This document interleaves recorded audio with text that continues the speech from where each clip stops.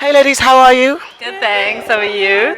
I'm very well. Yeah, I'm good, thank you. Fabulous. So what's it like being at a premiere of, some of you, like this is your debut thing, but what's it like being at the premiere for this story? Oh man, it's surreal. Yeah. I mean, when we were getting our makeup done earlier, I was like, Masali, it's happening! Finally! Yeah, no, it is. It's beautiful to be at a premiere. This is my first big premiere, and a story that's so important and dear to us is like the cherry on top. It's beautiful. Yeah, and us all wearing our African printers. We representing. You turned up and showed out, girls. So I was like, please introduce yourselves and the character that you play in Noughts Crosses. So I'm Mbuli and I play Jasmine. I'm these one's mother. I'm Kike Brimah, and I play Minerva Hadley. I'm Masali Baduza and I play Sephy Hadley. So in this important story of Noughts Crosses, had you guys heard of it before?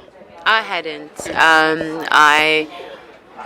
When I heard Noughts Crosses, I mean, my only frame of reference was board game. And because I'm an actor who prepares, I went and found the book before my audition and I started reading it. Yeah, I'd heard of it, but I didn't know the story. But I'd heard of Malorie Blackman, and so I read it a couple years prior and completely fell in love with the story. Read it, loved it, and said, you know, I'm not Sephy, but I'm definitely her sister. And so yeah, it's nice to have gone full circle and got the part. And you hadn't heard of it? I hadn't heard of it either until I got the brief for the self-tape and I read it and it's amazing. It's the most unique story I've ever read in my life. I mean, so if you hadn't heard of it, what were your first impressions of this story and how audacious it was potentially? I was like, wow. It took me a while to really, I think, understand who was who in terms of like, you know, the crosses and the noughts, because Malorie doesn't say it, you know, she lets you find out as you're reading. So I was just like, this is the most intellectually, you know, pushing book that I've ever read. Yeah, it challenges your perception of reality. It's definitely audacious. I mean, that's a perfect way to describe it. Malorie has a unique gift of taking very complex issues that feel like a mountain or a stronghold in your mind and articulating them in a way that is simple enough for you to grapple with and get inside it and touch it and see it for what it is without feeling threatened or cornered. And it's a gift. And it's a powerful story, and again, as some of us who do know, some people don't know, it turns the whole world as we know it on its head, putting us as people of colour, or black people I should say, in positions of power. How was that being on set? Because I mean, even though it's fictional, it must have given you a sense of empowerment, or how was it feel? How was it? Of course, It was so empowering. It was beautiful, like seeing all of the black excellence on screen and all the extras and in our print and the gele. It was beautiful. Like we kept having moments where we just had to be like, are you seeing this? Like this is going to impact a lot of people. So yeah, it was great. Yeah, everything that Kike said. Yeah. Also, like for me, like just it was spiritual for me because it was reconciliatory. It was me reconciling my dreams, my idea of self, my hopes for my community, my world, with my work, and healing an idea of my past and my identity in a place where it was the last place I thought it would happen. I would think something like that would happen in church, and I'm on set and it's happening, and I'm going, whoa! I'm touching parts of myself that I've longed to touch in this way. And it's interesting because I think we spoke to, when Black Panther came out, and we spoke to the cast and Lupita, and people were saying, you know, there were moments when it's like, we're looking around and we're seeing our people celebrating, and it's not, but there's also that element that it's because it's packaged into a Marvel film, it's packaged into this narrative.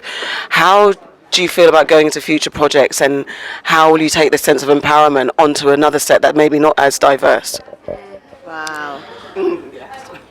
I think we were very aware that this is definitely fortunate that it's not always going to be like this, but I think especially for us, because it was our first jobs, our first big jobs, I took a sense of, I know who I am and I trust in the ability that I've been given.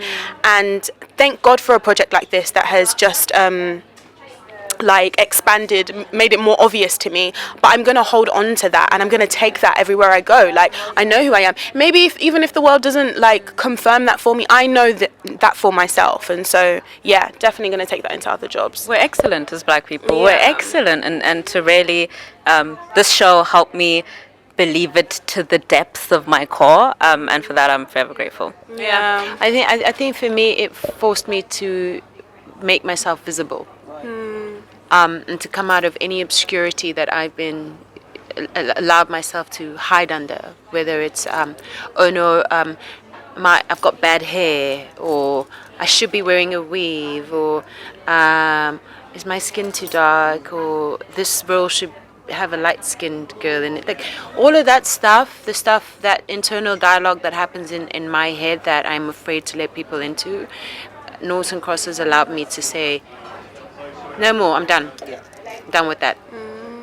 Everybody knows that there is a way that is right and they can arrive at it, and it's okay for me to expect them to and want them to. And this is great because obviously because the world is untouched, as it were, from slavery and colonialism, your beauty is natural. And it's such a powerful statement to see. Like, I'm looking at you guys now with all different types of our versions of hairstyles. So what was it like, like even makeup and in that space being beautified, but in your own potential way? And have any of you ever? Do you normally wear your hair natural? Was this a step away, like going back to basics, as it were?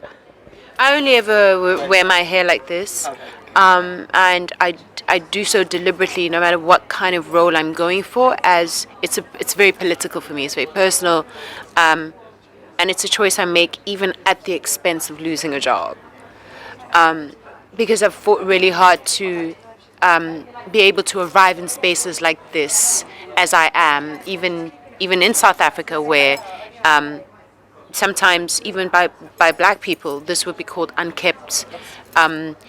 What's wrong with your hair? Go fix your hair. Come on, you know, all of that stuff. Or ungroomed, you're not well groomed. All of that stuff. So I've made a specific point to do that. But to be on a show that was like, yeah, yes, you with that hair, yes, yeah.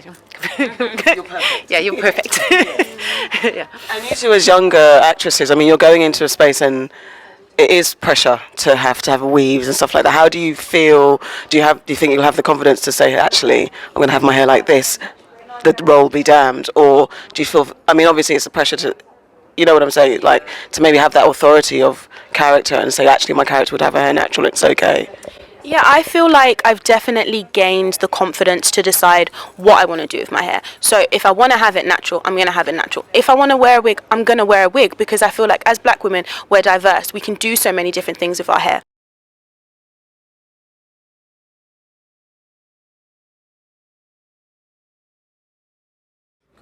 Yeah, so it turns out that like Maggie becomes Jasmine's confidant and her strength and someone she relies on. And when it suits her, she turns on Maggie as well and treats her like nothing, inconsequential, you know.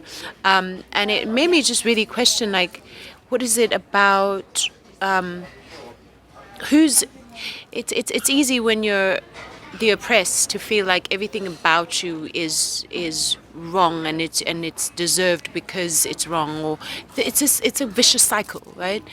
But to look at that relationship and go, oh, so there is value here. It's just that it's a conscious decision to undermine that value or to diminish that value, but it doesn't mean it doesn't exist, and it doesn't mean it's not there. And for me, that was just a personal takeout was, if I add value, I don't need outside validation. If I know I'm adding value, I just need to keep doing it because it's what I'm doing, and it's what I believe I'm doing, and it's what I'm here to do. Yeah. And Kike?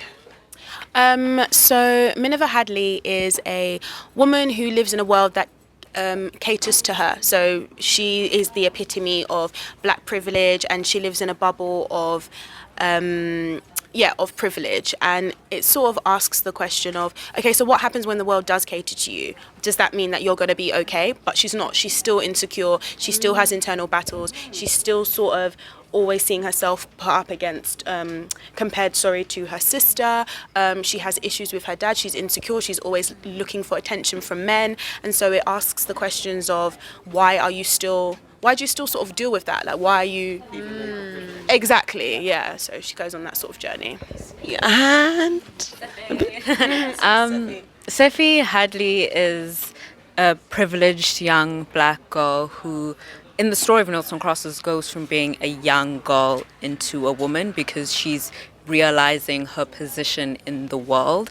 And what I love about Sephy is, she comes from privilege and she's educated and, the world is for her, but she uses all of that to help and uplift people who aren't living her same experience. And that's what I really made me gravitate towards her, because she's so optimistic and hopeful and really just wants to help the people that she loves out of the world of oppression and living life that shouldn't be lived by anyone based on the color of their skin. It's so interesting. You guys are all different journeys of the conversations that we're trying to have with people of privilege, just different stages, and understanding, like, this is what you do to use your privilege. This is how privilege isn't always satisfactory, and this is how we have to make choices in how we treat people when we're in positions of power. It's amazing. What do you hope, for a final question, what do you hope for the conversations that will come out of this show? So apart from what I hope my character will particularly teach people, or questions that it will trigger in people, like who do you say people are in your life? The people that love you and do support you. Who do you say they are when they're not in the room? So outside of that question, I really just think Noughts and Crosses, I said it's an awakening. It forces all of us to come to the party and say, okay, who am I here? Because I feel like everyone is represented there. Who am I here, and what can I take away from this about treating people? Definitely the who am I here. I feel like I'm a lot of people who, if this doesn't affect me, I'm not going to question it. So in society, I think there are a lot of issues, police brutality, racism, and it's almost like, oh, that's their problem. That doesn't directly affect me, so, let them sort it out. Whereas it's not their problem, it's our problem. And we need to see all of ourselves in the conversation. And so I want those people who associate with that in the world now to question their own lives and start having their own conversations. Yeah, and I think that racism is something you can never explain to someone. It's a very particular lived experience, but I do hope that people watching the show, they're able to see themselves in the role of people that are oppressed, and maybe that will encourage them to do things in their community and take part in their community and changing the society that we live in. Because I think it shouldn't only be up to black people to fight racism. I think we should all get together and fight it together. Thank you so much, ladies. I appreciate you. Thank you.